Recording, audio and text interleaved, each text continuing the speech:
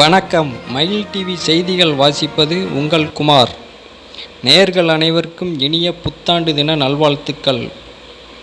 உலக புகழ்பெற்ற அறுபடை வீடுகளில் இரண்டாம் படை வீடாக திகழும் திருச்செந்தூர் சுப்பிரமணிய சுவாமி திருக்கோவிலில் புத்தாண்டு தினத்தை முன்னிட்டு அதிகாலை 1 மணிக்கு கோவில் நடை திறக்கப்பட்டது.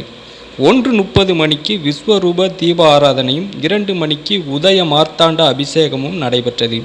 அதனைத் தொடர்ந்து அதிகாலை 5 மணிக்கு திருப்பள்ளி எழுச்சி நடைபெற்றது.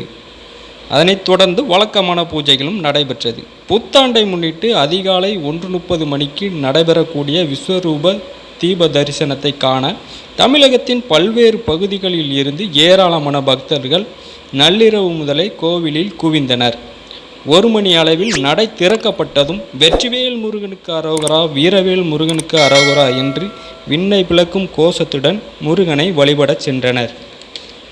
மேலும் வருடத்தின் முதல் நாளான இன்று சுவாமி தரிசனம் செய்தால் ஆண்டிற்கான மொத்த பலனும் கிடைக்கும் என்ற நம்பிக்கையுடன் ஏராளமான பக்தர்கள் கடலில் புனித நீராடி நீண்ட வரிசையில் காத்திருந்து சுவாமி தரிசனம் செய்து வருகின்றனர்.